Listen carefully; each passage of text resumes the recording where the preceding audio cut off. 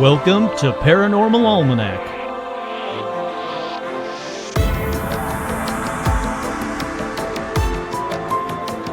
With your host, Kurt Sandvig.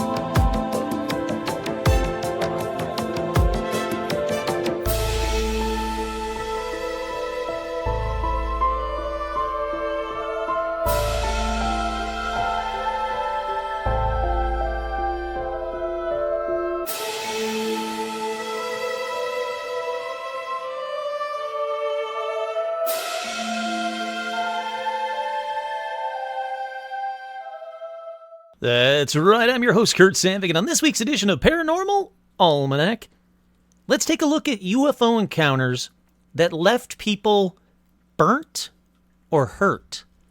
Don't worry, you're going to see in a second what this is all about. But first, as always, let's do some shout-outs. That's right, we've got shout-outs to Aaron, Monsters, Laura and David, Alicia, Amber, Andrew, Angie, Ariel, Audra, Austin, Autumn, Bob, Seth, Carolyn, Chuck, Cindy, Cole, Damian, Dan, Daniel, Devin, Dill, Dorian. Welcome, Dorian. Drake, Edgar, Elliot, Erica, Aaron, Fabian, Harley, Harvey, Heidi, Isabel. Love that name. Your whole name, that is. I mean, Isabel's cool, but your whole name I love. J. Mark, Jade, Jaime, Jason, Jeff, Jenny, Jennifer, Jerry, Jim, Joe, John, Joshua, Judy, Juliana, Catherine, Kelsey, Kenny, Kimberly, Kira, Kyle, Laura Ruth. Oh, I gotta know. Oh, man, so many Lauras. Laura, welcome. Laura G, Laura P, Laura Ruth O, Lauren McCune. Happy Monday. Even though it's not technically Monday, it's Tuesday, but happy Monday nonetheless. Lawrence, Leo, Lindsay, Lionel, M. Caballero, Maggie. Hey, Maggie. Hope you're doing good. Martin, Matt, Megan, Milo, Nanashi, Nick, Pablo, Paige, Paula, Peaches the freaking cat, Rachel, Reed, Rosa, Sage, Sarah, Sean, freaking Bishop, Shelly, Sunny, Suzanne, Todd, Jamie, and Elijah Hendrickson, Travis, Trey, Troy, and Veronica. Welcome to y'all. You guys are all amazing. That's my patrons. Head on over to patreon.com/paranormalalmanac for all your patron needs. Okay, with that, let's get over to paranormal news.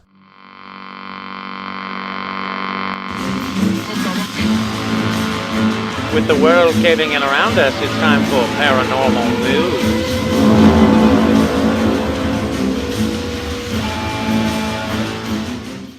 And the first story in paranormal news: in search of Bigfoot, a televised expedition may prove the elusive beast is real. The story starts: I grew up in the Sierra Nevada mountains and spent endless weekends exploring the dense pine tree forest bordering Lake Tahoe, California. The vast area is comprised of 297 lakes and 11 large reservoirs. Don't care. Mysteries, blah, blah, blah. Bigfoot. There have been more than 1,709 sightings throughout California. Throughout the years, my family and friends became accustomed to finding enormous, bizarre footprints, usually in open areas, odd animal odors, and patches of strange, thick fur caught in branches through our extensive hikes. Now, we never truly became comfortable with camping in the woods, and we would often make a hasty retreat to our boat moored on the water after seeing a very tall, imposing figure quietly standing and watching us in the darkness. We had heard the rumors that Bigfoot sightings were prolific in the area, and that added to our paranoia. My interest in the subject continues to this date. The public fascination, now you guys know all about that. Lots of sightings, 444 published sightings out of 1,709 received from California. There's a concentration in and around El Dorado National Forest. But here we go. Here we finally get to the story. Now, a television series for Travel Channel, Expedition Bigfoot, will highlight modern-day technology and a team of searchers using advanced data algorithm, groundbreaking science, and tools to analyze 5 decades of Bigfoot sightings and to pinpoint when and where to encounter the beast. The 8-part series premieres Sunday, December 8th at 10 p.m. on the Travel Channel. Now, the expedition includes primologist Dr. Myra, I don't know. We'll have to find out. Mayor, Russell Accord, Ronnie LeBlanc, Bryce Johnson. If you guys listen to Bigfoot Collectors Club, Bryce Johnson is one of the hosts of Bigfoot Collectors Club. It's a great podcast as well. After you get done listening to every episode of Paranormal Almanac, I suggest you listen to theirs. And Ryan RPG Golombeski, I think. Throughout their 3-week journey to an undisclosed remote location in a 90,000-acre area of land in Central Oregon, they use the latest advanced technologies to narrow their search within the target zone. According to Travel Channel, as the investigation intensifies, evidence that Bigfoot is in the area begins to pile up. Possible nesting sites, footprints, and vocalizations lead the team to a hotspot where inexplicable events occur, and one of the greatest pieces of video evidence in Bigfoot history is recorded. Sounds amazing. I cannot wait to watch it. And speaking of watching it, hold on, I gotta pull this up on my phone so I give you the correct information. And speaking of watching it, I am going to be watching it with the people from Bigfoot Collectors Club, with one of the stars of the show, Bryce Johnson. That's right, Bigfoot Collectors Club Expedition Bigfoot viewing party and live podcast featuring special guests Monday, December 9th from 7 to 9 p.m. at the Bigfoot Lodge. The Bigfoot Lodge is located at 3172 Los Feliz Boulevard, Los Angeles, California, 90039. So, if you guys want to watch Expedition Bigfoot, and I'm sure you do, if you guys want to see me watching Expedition Bigfoot, and I can't imagine you do, well, I will be there. That's Monday, December 9th, 7 to 9 p.m. at the Bigfoot Lodge. This is the one that's in Los Feliz, this is the one that's in Atwater. It's in Atwater Village in Los Feliz. It's 3172 Los Feliz Boulevard. Once again, that's in Atwater Village, the Bigfoot Lodge. I actually used to work there. I cannot wait to go to this. So if you guys want to see me, that's where I will be. Please come on over, say hi, scream out, don't fucking shoot Bigfoot. I would love that. Okay, up next in paranormal news, a new exhibit at the National Archives explores government UFO documents. The U.S. Air Force ended the 2-decade-plus long UFO investigation known as Project Blue Book 50 years ago this week, deciding that, among other things, no sightings or evidence had managed to represent technological developments or principles beyond the range of present-day scientific knowledge. Now, we all know that's crap, but if you believe that, you may not be the target audience for the National Archives' new exhibit, which will place some of Project Blue Book's documents on display in the Archives East Rotunda Gallery. That's freaking awesome. So the documents will be on display from December 5th through January 8th at the National Archives Museum, and that's at 701 Constitution Avenue, NW. What the hell's NW? I thought this was in Washington.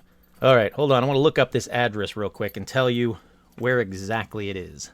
Okay, yes. So I just confirmed it. It is 701 Constitution Avenue, NW, Washington, D.C., 20408. Now, I got to say, I really want to go to this. I don't think I'm going to get to it in time.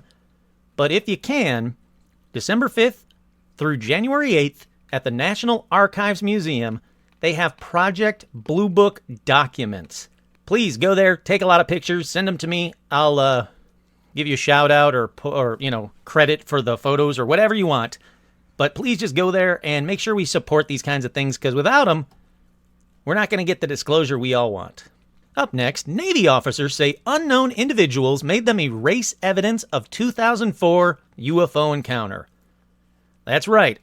These UFOs, these Tic Tac UFOs that we keep hearing about so much about, are in the news again, but for a different reason. Several Navy officers who witnessed the now famous Nimitz UFO encounter in 2004 say, quote, unknown individuals showed up after the event and made them turn over data recordings and videos. This is according to Popular Mechanics. You all know about the story, you all know about the UFOs, but I want to know more about this. Okay, here we go. So it says that one of the veterans, Gary Voorhees, who looked at the object through binoculars on the ship, recalled that sometime after the officers recorded these strange radio signals, two people showed up on a helicopter, and 20 minutes later, Voorhees' chain of command, a higher-up authority figure, told him to turn over the data recordings. His chain of command also told him to delete the recordings on the ship. They even told me to erase everything that's in the shop, even the blank tapes.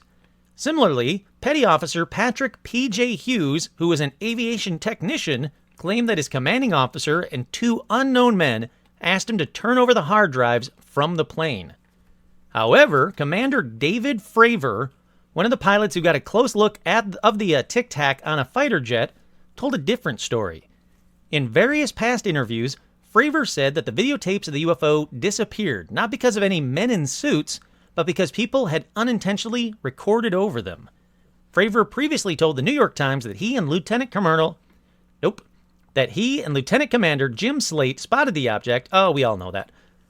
So the tapes of these UFOs, most of the tapes seem to have been either taken away or erased or destroyed somehow, which shouldn't be surprising to anybody. I'm shocked that any of them made their way out, to be honest with you. But was it the Men in Black?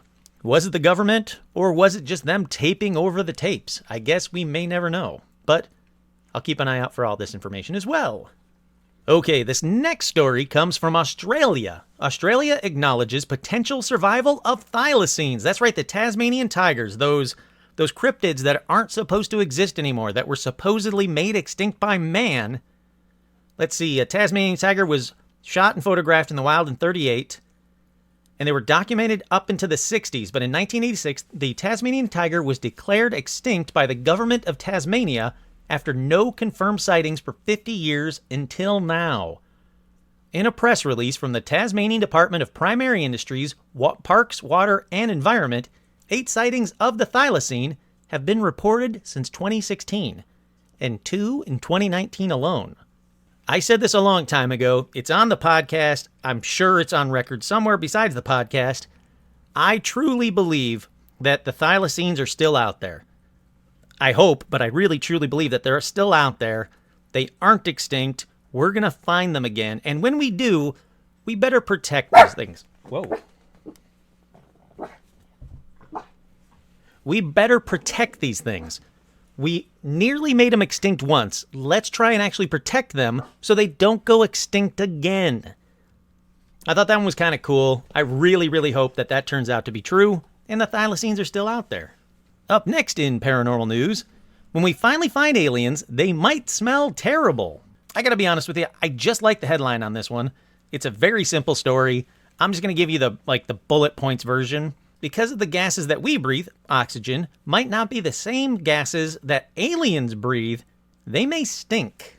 They may stink of stuff called phosphine.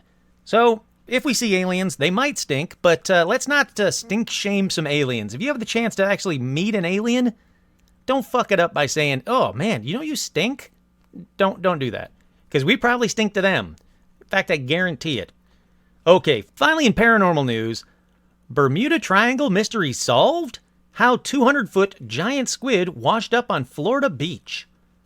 The discovery of a 200-foot-long carcass on the beach of St. Augustine, Florida, led scientists at Yale University to claim one of Bermuda Triangle's most famous cases had been solved. And that case is the Cyclops. On March 14, 1918, Cyclops, a 542-foot-long Navy collier, left Barbados bound for Norfolk, Virginia. On board was a crew of 309 men. Strangely, although the Cyclops was among the first ships ever radio-equipped, it never issued so much as the preliminary SOS. The Navy suspected the boat was attacked by an enemy submarine, but many years later, another fantastic theory emerged to explain the loss of the Cyclops and other missing vessels. A giant squid. They say while at first glance it sounds far-fetched, the existence of the giant squids, called the giant octopus or giant squid, is no myth. Of course it isn't. In 1896, a carcass was found on the beach in St. Augustine by 2 boys, and they reported it to Yale. It was 200 feet long and was identified as a giant octopus, so kind of misidentified. Now, they say that in 1995, they took a sample of it, and they think that was probably just the collagenous matrix of whale blubber. Very easy. But they are known to have giant squids there. They really are. So if there was a giant squid and if it attacked a boat, it would have been huge, but not unheard of. Bermuda researcher Rob Simone believes the discovery proves something similar is hiding in Bermuda's waters to this day. Now, he said in 2007, the legend of the giant squid is not a legend. They exist. Some of them over 150 feet long, if you can imagine this. We don't know what lies beneath the depths of the ocean. This very well could be a giant creature that is particular to this part of the ocean. Maybe its food sources are contained there. We don't know, but it could explain some of the ships that mysteriously were lost. Alrighty, so again, great headline. When you get right down to it, they don't know anything more about it than they did before, but this guy genuinely believes that a giant squid is responsible for some, if not all, of the Bermuda Triangle sinkings, if you will, of ships. They took down all these ships because they're huge. We'll have to wait and see if there's any evidence that comes out, but as of right now, in my opinion, there is very little evidence to say that a giant squid has taken out ships left and right in the Bermuda Triangle. Okay. We'll be right back in just a second with even more Paranormal Almanac.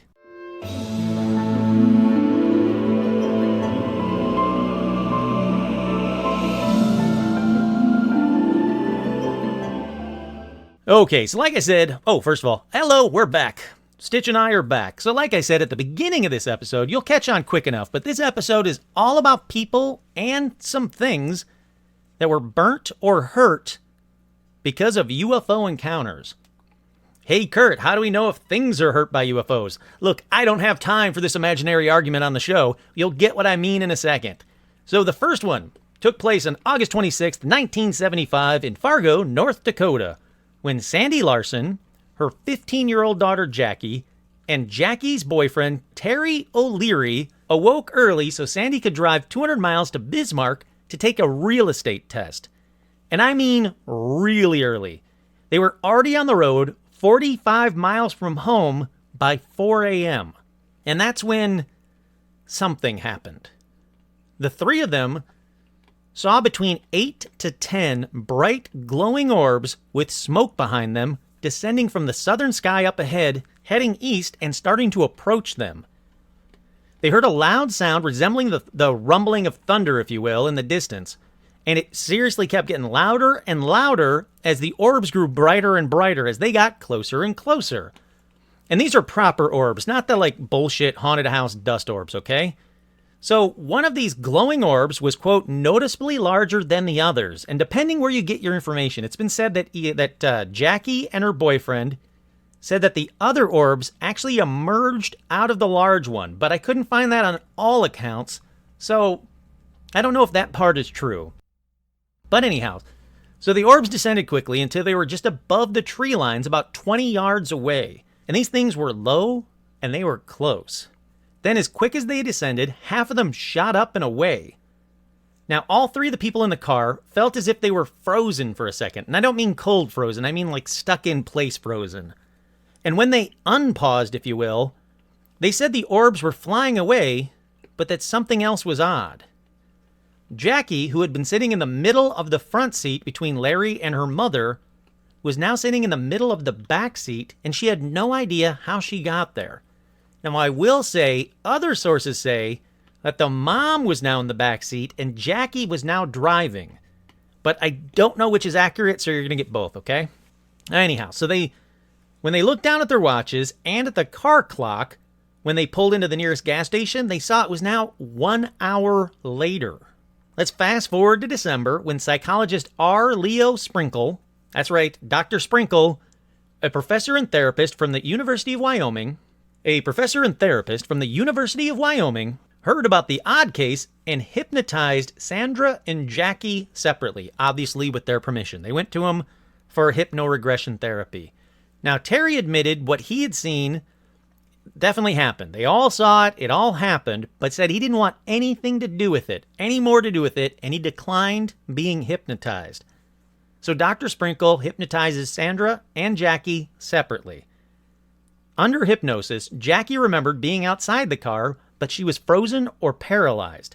Now, Sandra said she remembered floating up into the UFO with Terry, where a 6-foot-tall robot with glaring eyes put her on a table, rubbed a clear liquid over her, and inserted an instrument up her nose.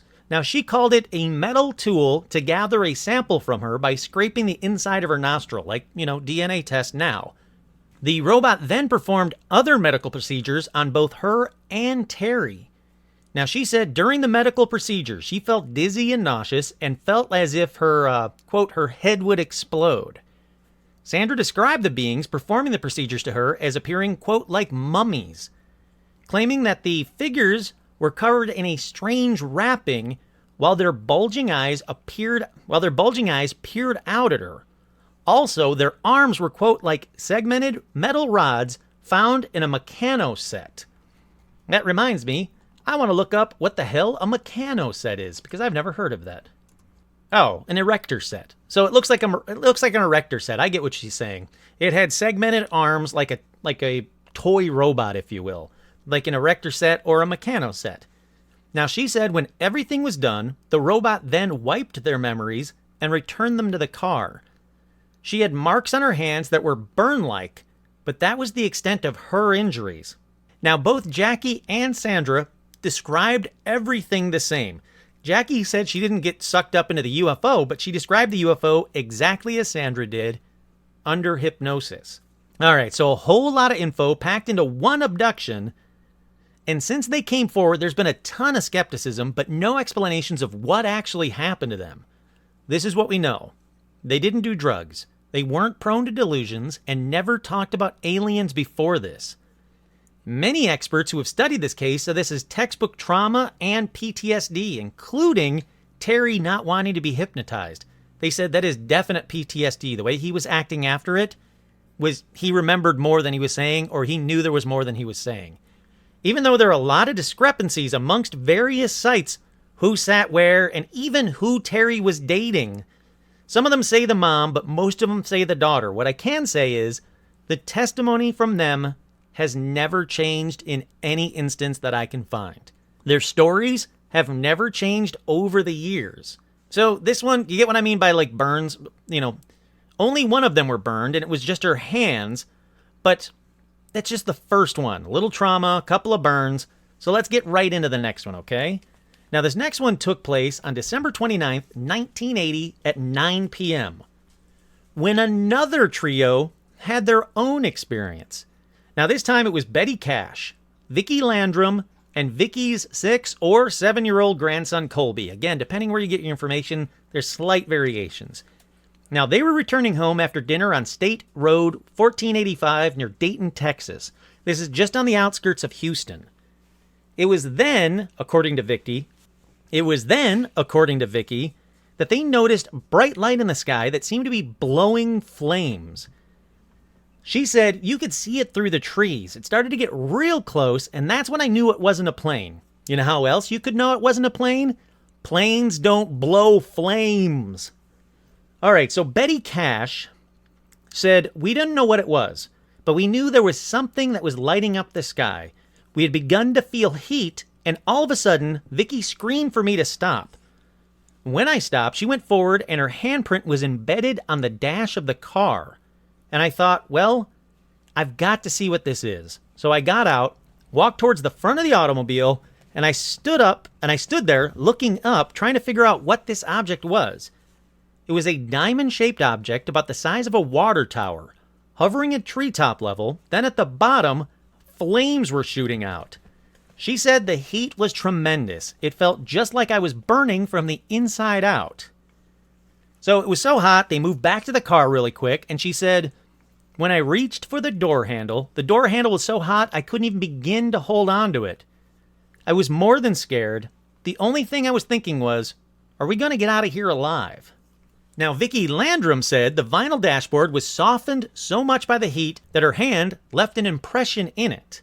And she said that just moments later, a large squadron of helicopters descended on the UFO.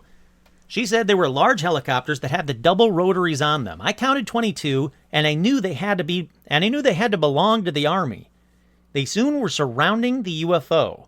Now, both Betty and Vicki counted and variously reported they were either 23 or 26 helicopters. Now, many of them were tandem rotor helicopters, which people say are consistent with the CH-47 Chinook helicopter, which is used by militaries worldwide, but were not really in use at that time. Although, I looked into these helicopters, they started service in 1961 and kept going into 2012. So they were definitely in service at this time.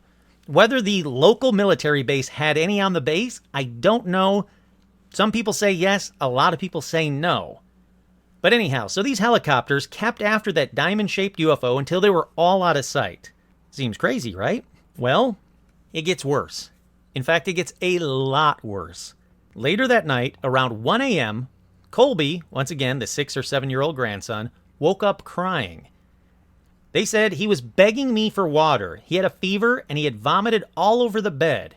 Also, the next morning, Vicky and Colby were still nauseous, and they both had what appeared to be a severe case of sunburn. Betty was the worst, though. Her temperature was, quote, dangerously high, and large red welts had appeared on her face and her hands. In fact, all three of them appeared to have suffered, quote, acute radiation poisoning with symptoms including nausea, vomiting, diarrhea, general weakness, and also severe burns on their arms and faces. In fact, wherever the skin had been uncovered and exposed to the UFO.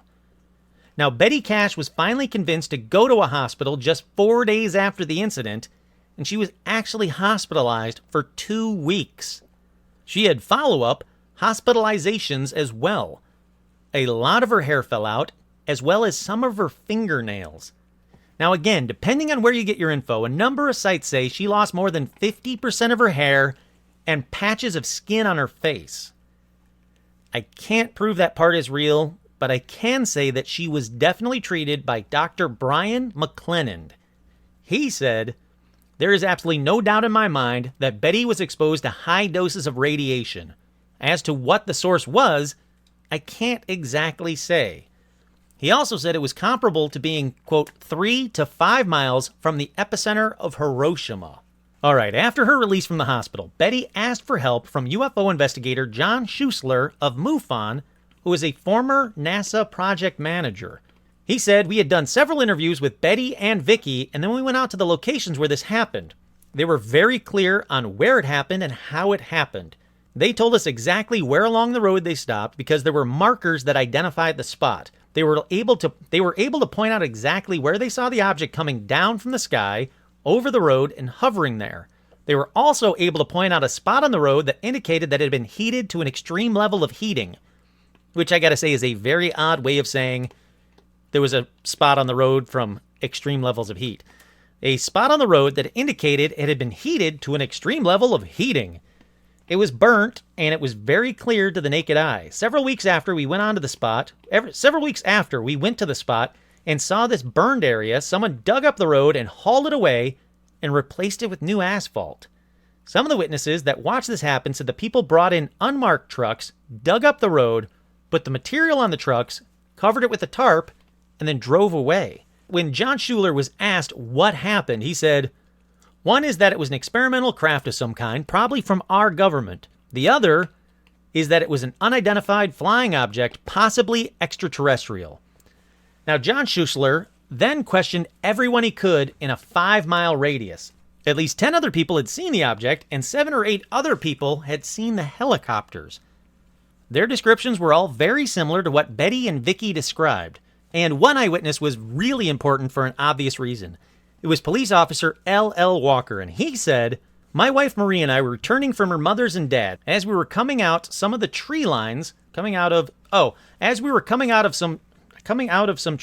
I saw a helicopter. It was shining a spotlight at the ground.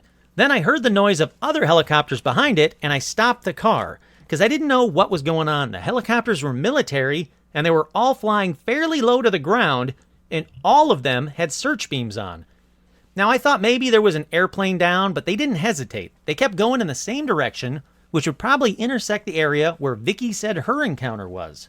Alrighty, so now I gotta go to the grain of salt time. A bunch of sites say that Betty and Vicky went to their senators and the Air Force agreed to meet them at nearby Bergstrom Air Force Base.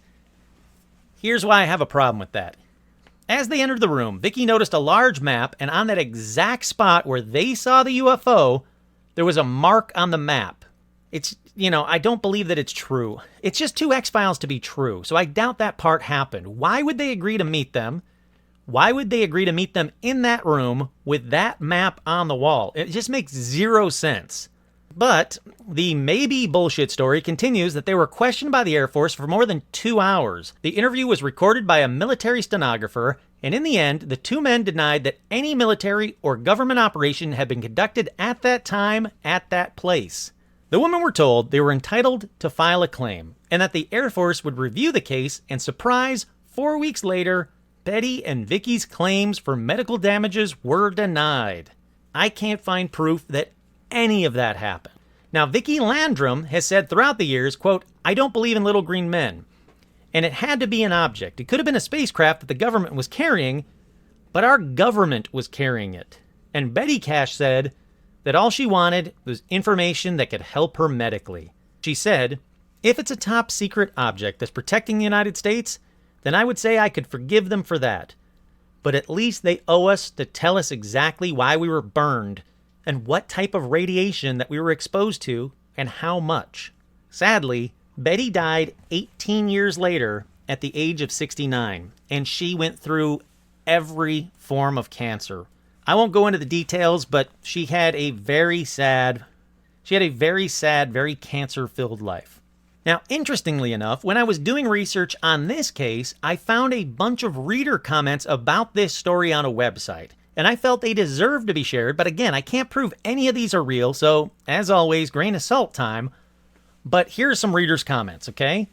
This happened in Huffman, not Dayton, about a mile from my house. When I was a kid, our bus route went right over the mark in the road, which was faded by the 90s but still visible. They'd repaved the patch of asphalt several times in an attempt to cover it, which eventually it did. The funny thing is, after they repaved it a few days later, it's like the stain of the markings would start to permeate through the asphalt. I've lived in this town for 30 years, and I've had 2 UFO sightings, one which was very similar to the Cash Landrum sighting. The other was a ball of light, slightly larger than a basketball. Many people in town have seen both types of UFOs, and my neighbor from across the street filmed one that you can see on YouTube if you search Huffman UFO. Well, let's search Huffman UFO on YouTube right now. I don't know which one it is. I'm assuming it's UFO in Huffman, Texas. You guys don't need to hear that. You guys can actually go to YouTube and check out Huffman UFO and watch them. There's quite a few. There's Huffman UFO, UFO in Huffman, Texas, UFO Huffman, Texas, ? UFO in Huffman, Texas Part 2. I'm assuming it's these. The next reader's comment says, "I never looked into this case heavily, but according to leading UFO authority Dr. Stephen Greer, information from a USAF intelligence officer said that this event was the result of a captured alien technology vehicle the military was flying, which was powered by a man-made nuclear power plant because we didn't know how the alien power source worked. The craft had a leak or core breach, which gave the victims radiation sickness." Yeah, I can totally see that happening. They had radiation sickness. This doesn't seem too far-fetched to me, I'll put it that way. The next reader comment says, "I remembered when this happened. That night, my mom came home and was carrying on about some very strange, bright lights over the lake that she had watched move very quickly.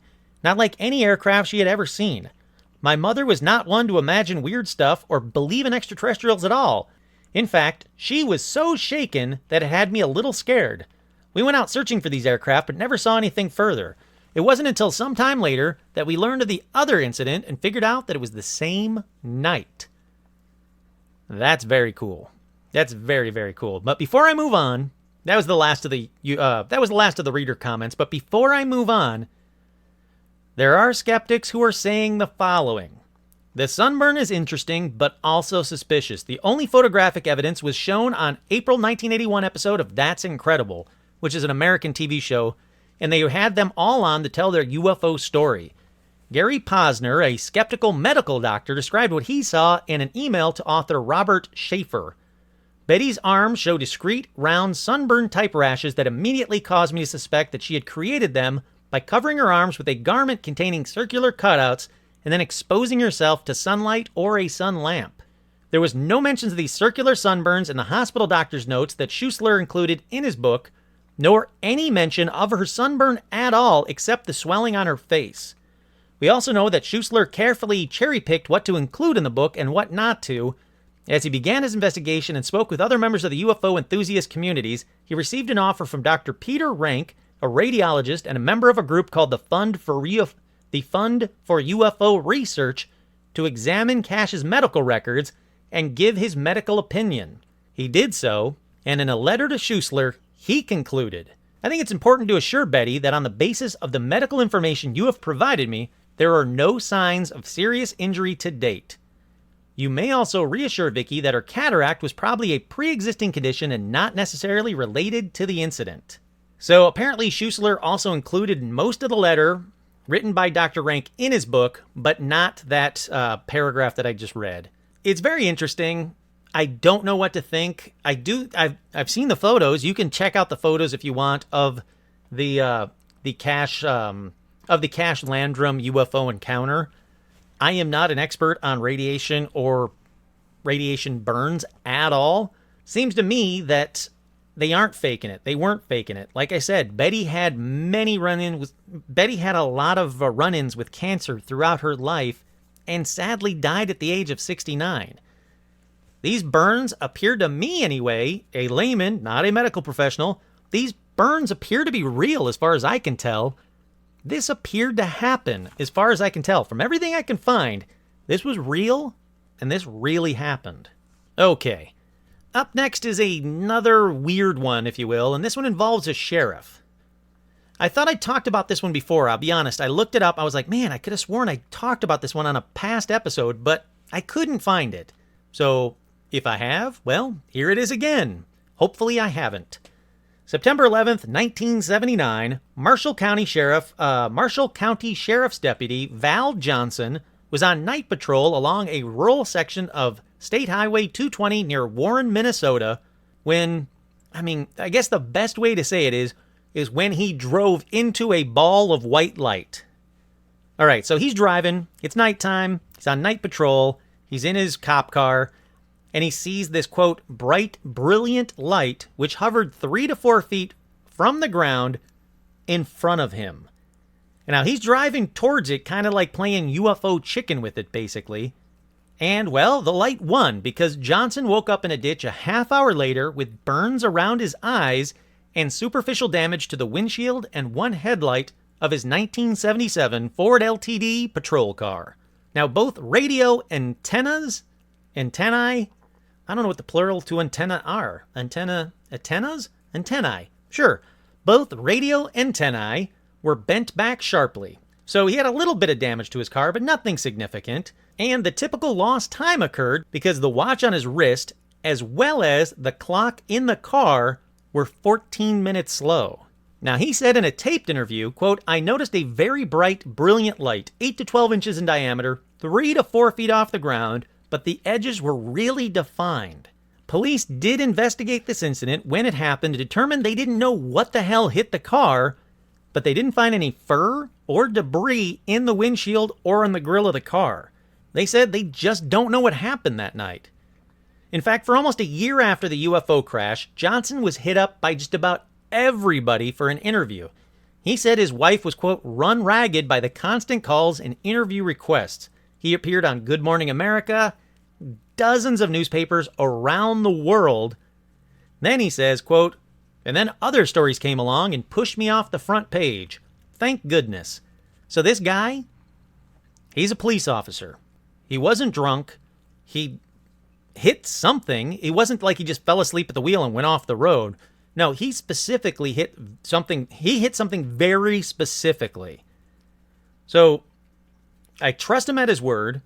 There's evidence that something hit his car that wasn't an animal, that wasn't something odd. And he never tried to seek fame from this or money from this, apparently. He was happy when another story came along that finally pushed him off the front page. And this was a huge story in a very small town. In fact, the car still exists exactly as it did on that very night, with the smashed headlight and the windshield. It's in the Marshall County Museum with a plaque that says, UFO car. Which I gotta say is a bit misleading because the car is not a UFO itself. It's, a car that maybe hit a UFO. Well, definitely hit a UFO. But it also gets brought out every year for the Marshall County Fair. So if you want to see it in action, either go to that museum or go to the Marshall County Fair. So getting back to Val Johnson just a little bit, again, I think it's very important to note that he never sought things out for this. He never sought out money. He never sought out fame. He just wanted to be left alone. He definitely went on to other things, and he said, quote, people don't call about that anymore. I looked up in the sky and said, well, shucks, what happened? And then I shuffled on with my life. He moved on, moved towns, but said for years before he moved, people would show up on his front porch to talk to him about his experience. He said we'd sit in the backyard with lemonade and talk. They'd tell me what they thought happened to me, and I'd nod at the appropriate times, and eventually they'd just go away. He said I saw a ball of light. I drove towards it, and suddenly it was in the car with me. It's unexplainable and will remain so. I'm happy with my mental stability. If anything, it's a story to tell at the bar, and that's it. I think that one's a very, very important UFO story. Like I said, just for the fact that it's a reputable guy who didn't want to become famous. So I think, what is that, 2 for 2 with burned eyes? All right.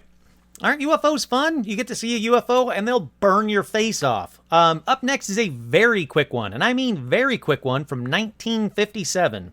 This one happened in Oro Grande, New Mexico, when an egg-shaped UFO came very close to a witness. Now, this witness is said to have contracted a sunburn. Yep, that's it. That's the whole story. Like I said, very quick story with the smallest amount of information, the smallest amount of details. Boom, done, moving on. Okay.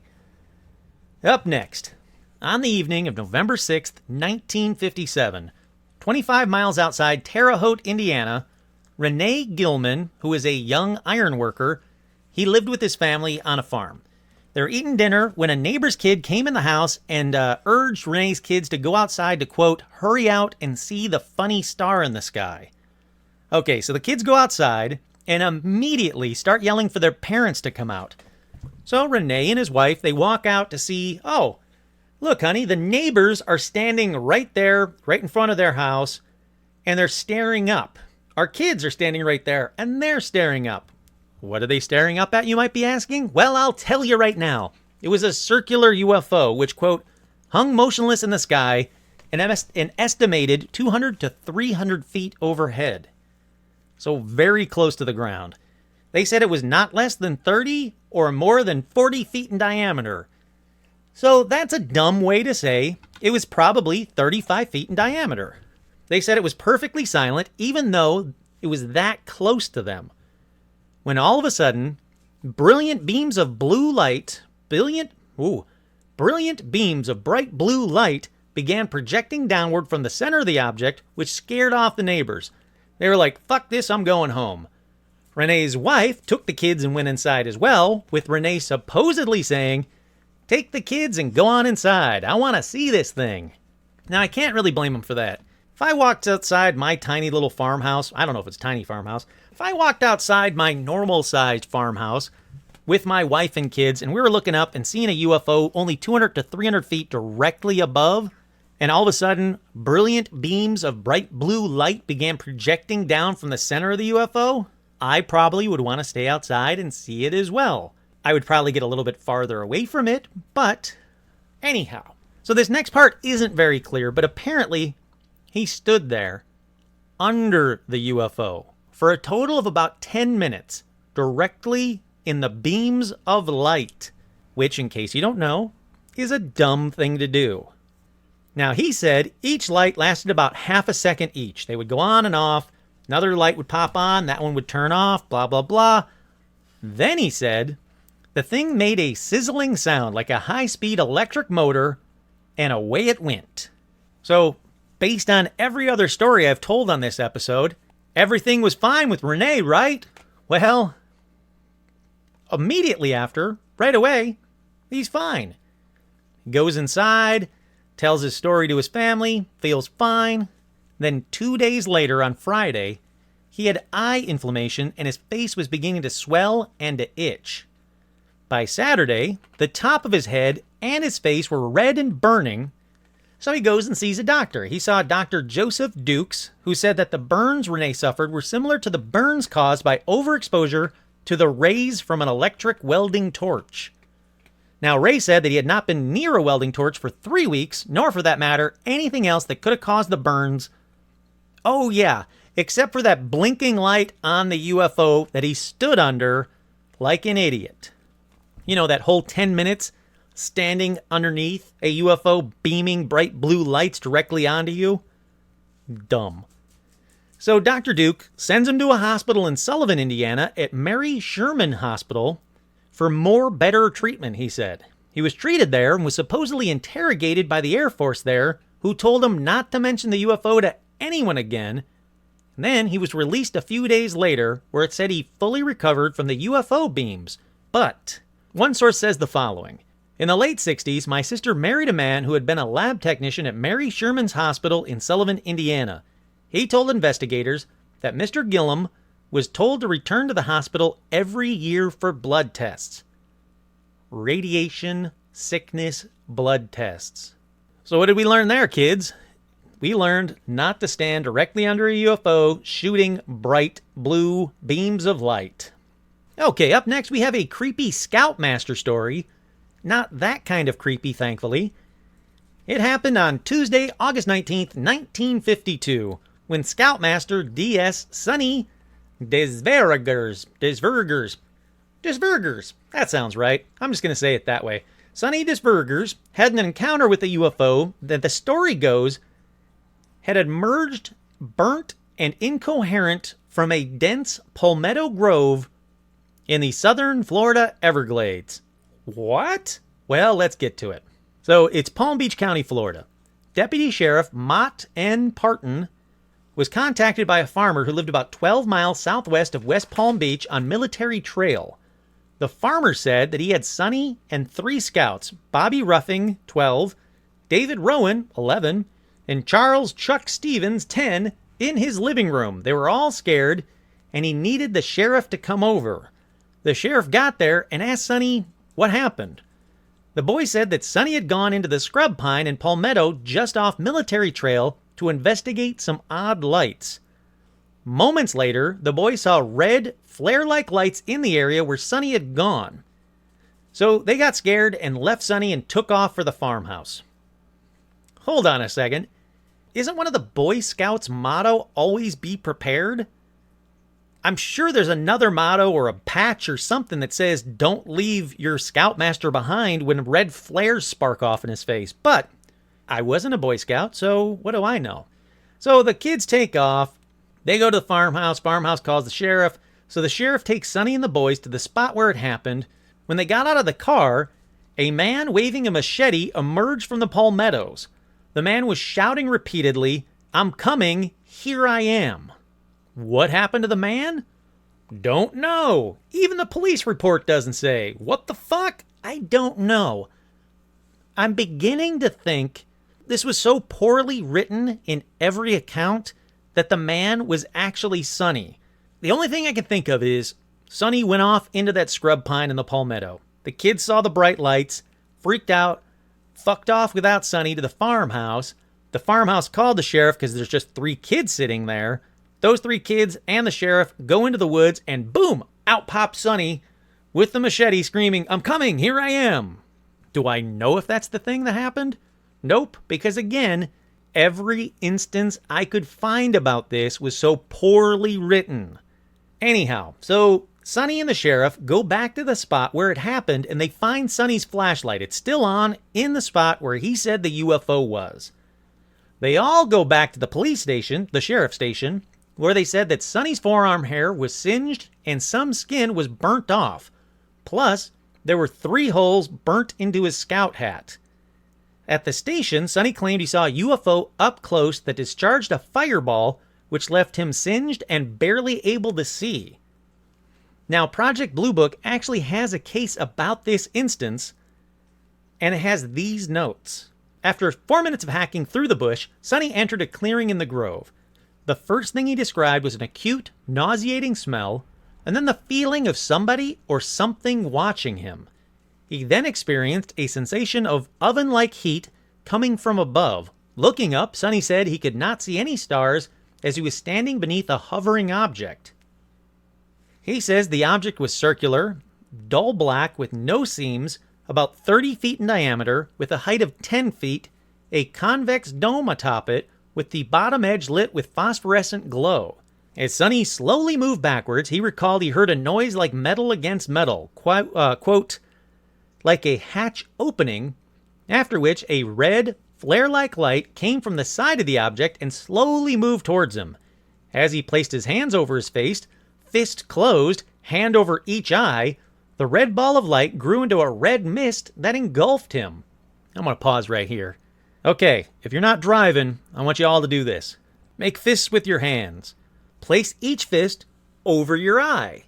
Now, unless you're trying to make like, when you're trying to mime, you're looking through binoculars and your fists are open, that's the only way he could see that this red light, this ball of light, grew into a red mist that engulfed him. But I don't think he was making a mime binoculars. I think he had his fists closed, hand over each eye.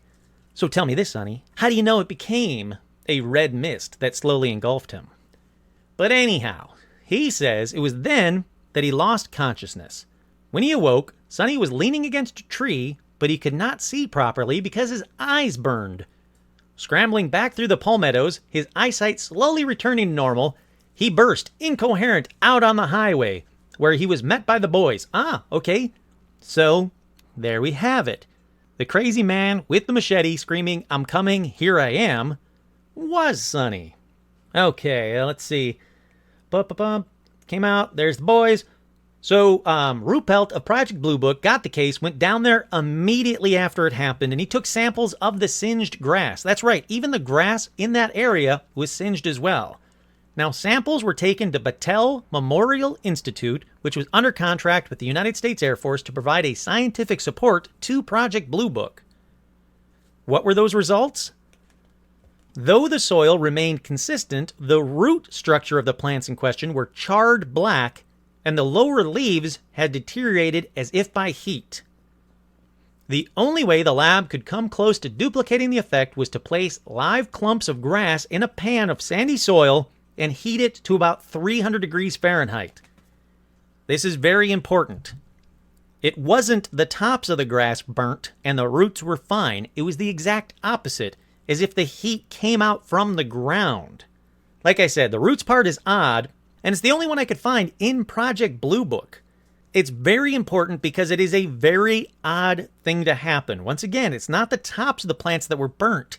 They were burnt from the ground up, inside the ground up, which is one of the main reasons I think that this story is true. I don't think that Sonny went off to be alone and shot a flare into the sky or a flare into the ground and was blinded by his own flare. I think something really weird definitely happened to Sonny. It was enough that the boys saw it from a distance, were scared enough that they took off without him. And you got to remember, these are kids in the Florida swamp, woods, whatever you want to call it, and they were freaked out enough to run to the nearest farmhouse and leave their scoutmaster behind. Very bizarre. Okay, now there's one final UFO incident like this. That's the Falcon Lake UFO case. Now, I've talked a little bit about Falcon Lake in paranormal news, but I don't think I've ever talked about it on Paranormal Almanac. Well, that one will be a patron exclusive coming up very soon, patrons. It's definitely the case that made me go down this rabbit hole. It's an incredible case, but it may not end the way you think. That's all I'm going to say about that. So, patrons, that one will be up as soon as I can, hopefully very soon. Hopefully by this weekend. I'm not making any promises, but that's my plan. I'm hoping to have it out this weekend so I can get you guys 2 patron episodes this month alone. But anyhow, finally, for this episode, for everybody, I wanted to take a look at how MUFON is cataloging these kinds of cases. Because they are, and I think it's very important that they're finally being very specific about these types of cases where injury happens from a UFO. So the injury is defined by the MUFON Field Investigators Manual are placed in one of 4 categories. Category 1, those injuries of a temporary nature dealing with paralysis, dizziness, nausea, vomiting, headache, tingling sensations, electrical shocks, feeling of heat, temporary blindness, mild burns, perception of odors, and perception of sounds. Category 2 are more chronic effects like skin lesions. Also, effects of radiation exposure may result in the development of cancers, anemia, or the like. Category 3, those involving female abductees and the missing fetus syndrome, and those involving implants. Category 4, those involving psychological or paranormal evidence as noted by the witness. So those are very, very interesting categories from 1 through 4 of what can happen in a UFO encounter. I don't want any of those 4 categories. They also go on to say that this should be noted. The MUFON medical consultant would like to see the results of the following tests. Where it has been determined that the witness was exposed to some type of radiation, it may be necessary to repeat a number of the tests at specific intervals. Why did I think that was very important? Because I had 2 cases on this episode alone where the government or the hospitals asked people to come back at specific intervals so they could check their blood for radiation poisoning. It is exactly like 2 of the cases I talked about on this episode. But they go on to say the check for weight, for vital signs, for blood-forming functions, kidney functions, liver functions, multiple systems and organs, skin lesions, hair loss, fingernail shedding, which is a gross statement, chest x-rays, OBGYN, number of full-term deliveries, number of preterm deliveries. It goes on in depth. And again, as creepy as this may sound, because I want to see a UFO. I'm sure a lot of you guys out there want to see a UFO, but I don't want to see a UFO and have to go through any of this crap. But as creepy as it sounds, this is very important information for MUFON to be cataloging so we have more information on what to do or what could happen during a UFO encounter. Like I said, I seriously hope I never have to fill out any part of this form. Hopefully none of you guys will have to as well. So with that creepy ending to this episode, I guess that's as good a place as any to stop. So what do you guys think? Are these real encounters with UFOs, or are these people trying to make a name for themselves, or just weird pathological people?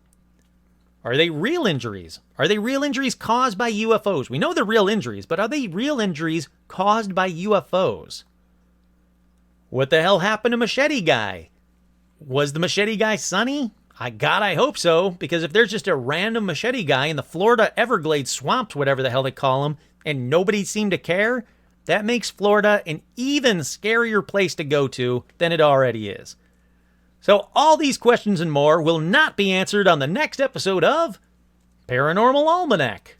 Before I go, I wanted to play for you guys a spooky Paranormal Almanac theme or end credits theme.